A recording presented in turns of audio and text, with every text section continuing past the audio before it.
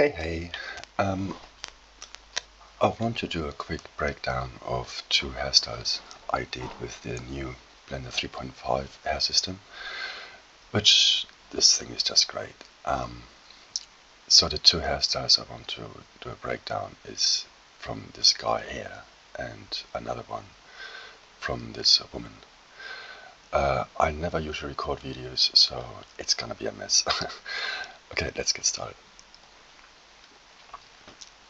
So the hair is growing on a growth mesh, which is just cut down areas which are not needed, and it's very low resolution, so it's easy on performance. For him, I have several maps, which are, let me go there. This is the density map where the hair will grow from. Here I have like a clump size map, which regulates the size of the clumps.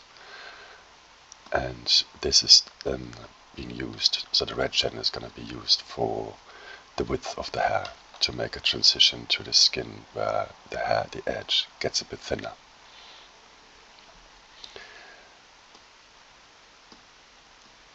Okay, if we get started. So my initial guide curves look like that. These you just create like with adding a hair object to the scalp or to the growth mesh, and with the sculpting tools just place and shape hairs. Then from there I'm starting to create hair which interpolates with the guides. This node expects the geometry where it grows from, where the hair is attached to, and also like the UVs. In this case, my UVs are quite simple and single UDIM. So this is my groom UV. I think you can use multi-UDIM, I'm not really sure, but what's the need for it? Get back to him. So we attach the hair, we create new hair interpolated to the guides, and we plug in like the density map, the map I showed you before, where the hair is growing. I set a density to pretty high because a human head has around like 110 to 140 hairs, so in this case you can check how many hairs you have in a spreadsheet, and it tells you 117,000. So this should be like a decent amount of hair. After we create new hairs, we do a first set of clumps. The clump node, by the way, you should definitely check out the video from Simon Thomas on Blender Studio, where he goes through the new hair nodes. I'm gonna put a link in the description. This guy is great, and the video is awesome and explains everything you need to know. So, clumping these guides, or clumping this hair, I want smaller clumps at the back and the sides where the hair is shorter, and bigger clumps at the top. And this is being achieved by using the clump mask, which I showed you before. Let's show it again. Texture.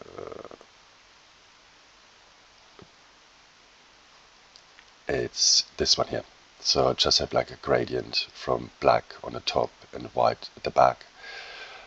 And I can use this map to then define where the clumps get deleted, or the clump guides get deleted. So less clump guides means you have bigger clumps, less but bigger clumps.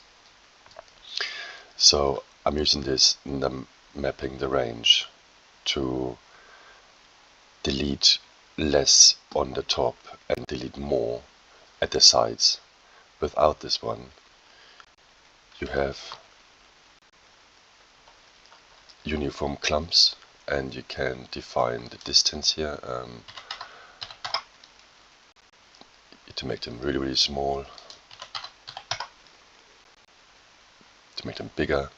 And this guide mask means the percentage of the input clump guides, really. So the lower it is, the less clump guides, and the bigger the clumps, as you can see here. So by plugging in the mask here, I can say, okay, no, delete less clumps or clump guides at the side and the back, but delete more at the top. So therefore, I can build clumps here. Oh, what was my initial distance? No. Let's say like this. Let's do like that.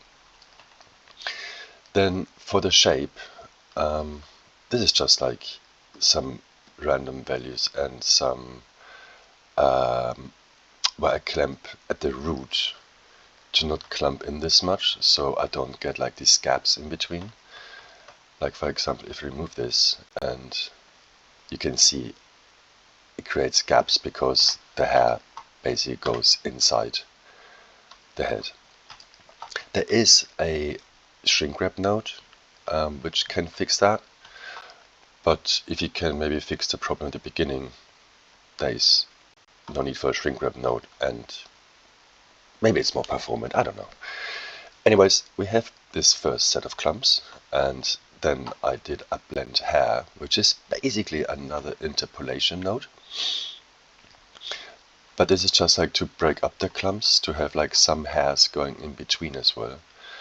And here again, I have just like a random how much hair gets interpolated, how much stays where it is. So if I put this up, less hair should get interpolated. If I put this down, more hair should get interpolated.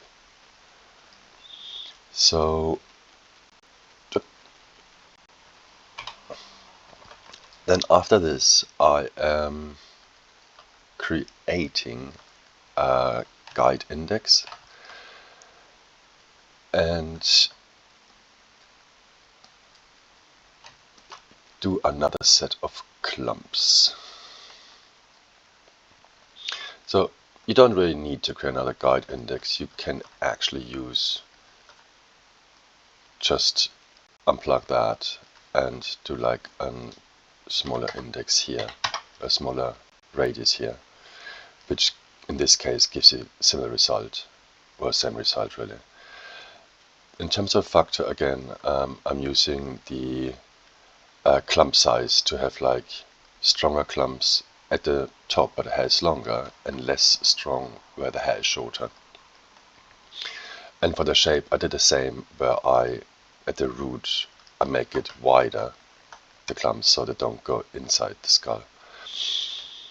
After this, I am giving the hair some general noise, and again, random. Everything is about randomness.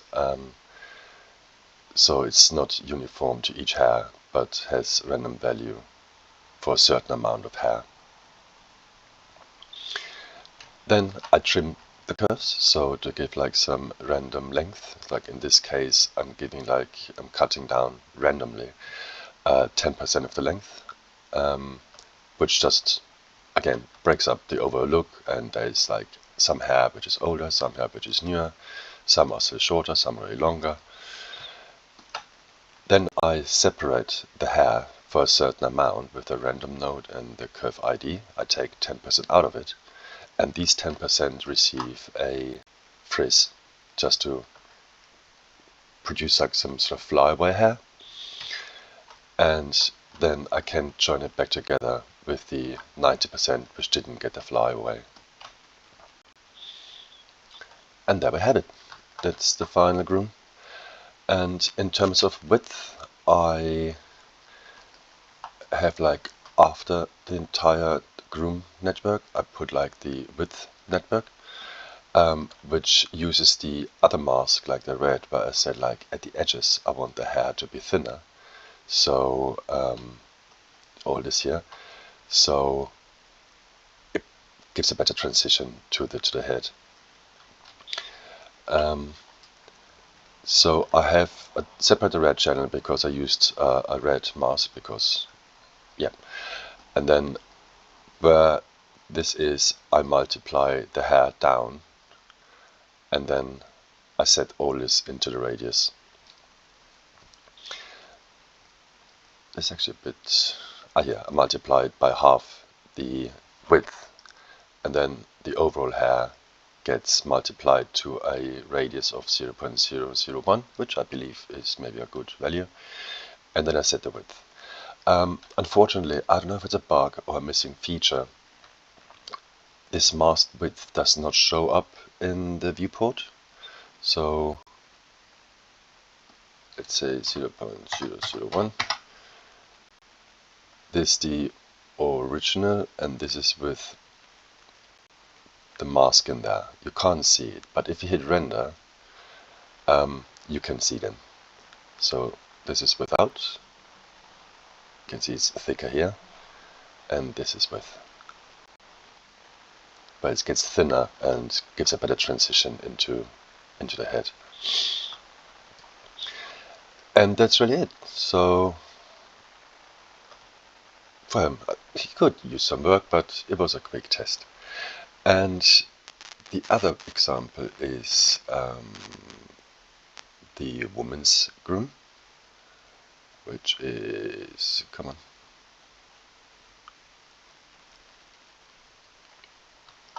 this one here.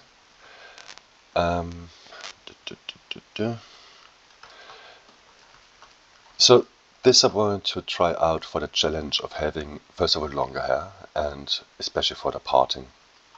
Parting turns out always a bit difficult in grooming, and that's why I wanted to attempt that. So on her is a little bit of a different approach. We have the same, where we have like a growth mesh where the hair is growing from, and we have on her a density mask, which looks like similar as for the guy. Woman top hair density, which is this one. So white is where the hair will grow from, and black is no hair. Then I also create like another mask where for the parting, where red I want to use for the parting, and this green line is for additional hair for later. I'll come to it then. So let's start go through that. Same approach. I'm just quickly setting like a curve profile beginning, so I have not like a complete mess in the viewport, because without it looks like, oops, it looks like that, and that's a bit strong. Her initial guide curves look like this. So same as before, you just create like an empty hair system and place guides and sculpt them into place. Then I interpolate hair. It's the same as with the guide, so I'm creating additional hair which then follow the overall guides, and as the distance or interpolation guides amount are set to 4. For the parting, I did modify this a little bit, because initially parting says part by mesh islands, which means you would have to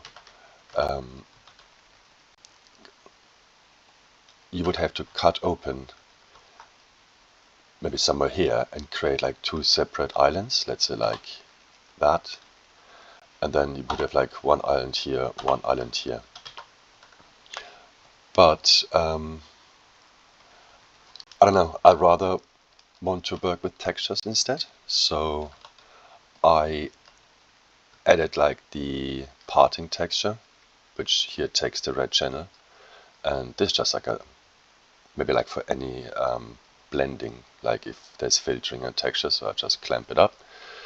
And in the node itself, somewhere base point distribution is here, where it says mesh islands. I'm adding like an extra thing like part by texture and the texture mask, and then plug this in there instead of like the mesh island. It was plugged in here by default. You can still use the mesh island, it doesn't really matter. Anyways, so we have our first set of clumps. Let me get rid of the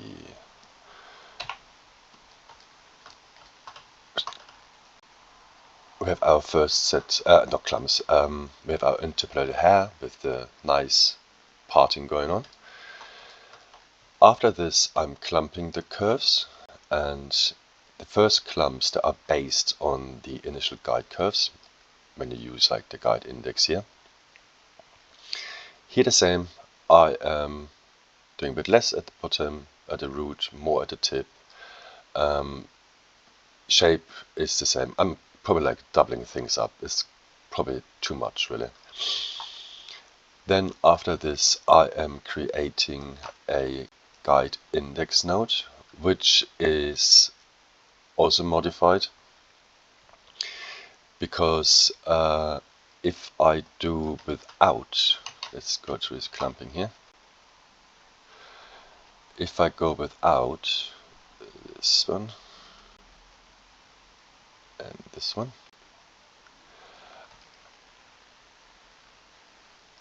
it does a job. You can do sub-clumps of the major clumps. What am I using? Ah yeah, that's why. It uses basically now the same guides as it did before, which I don't want to. I want to have like smaller clumps within the bigger clumps. So I can't really use an existing guide index, but create a new one by setting a small distance. However, then my parting gets all messed up because it looks by distance, and some of the hair sees a guide from this side, so it jumps over. So I created my individual guide index, where I use the current hair, and I'm deleting quite a bit, and these then will be my new guides. And I'm adding some noise onto the new guides to give additional breakup. From this I am generating a new guide index and then create new clumps out of this. So you can see. And this extra noise I put onto the guides is really just to break up any parallel lines. A quick example here. For example, if you do a clump or clumps within a bigger clump, you get like it's really parallel lines, and this is like, yeah, very CG, perfectly aligned hair.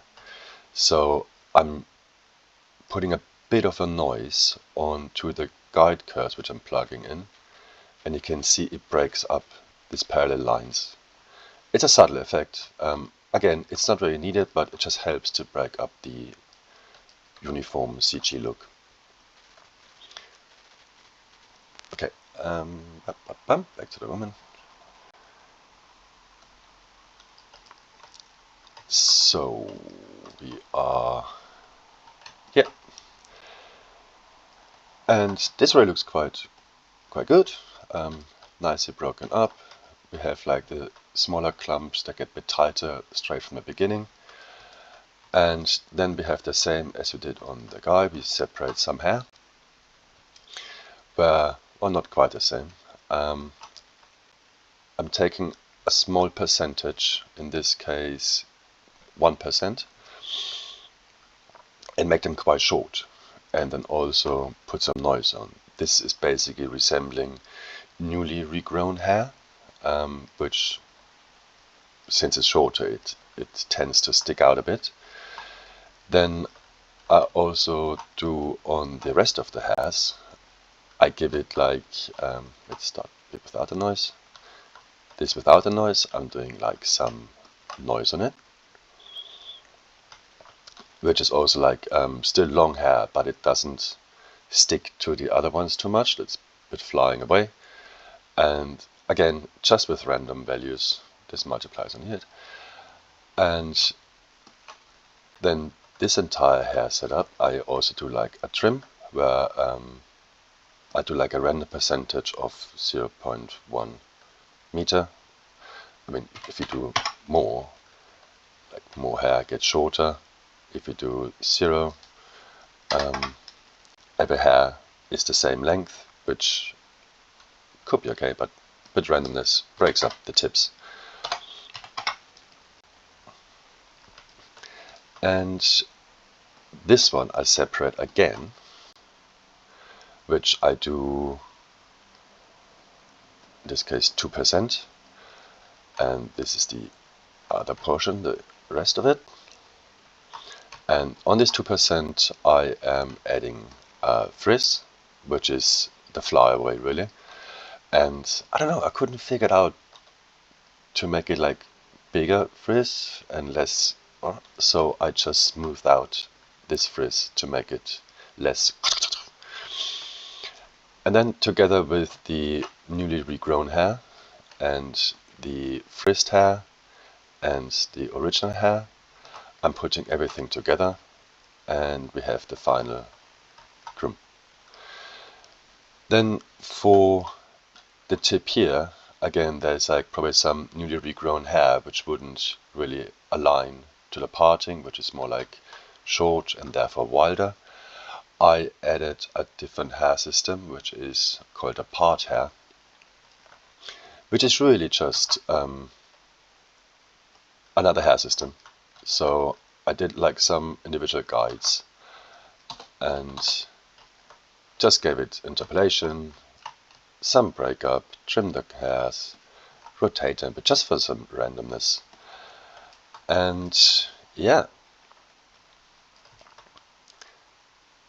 this is what it looks rendered. Okay, it's the wrong shader assigned. Come on. I did like a principal shader for quick tests because it just renders faster. And then with the hair shader on it.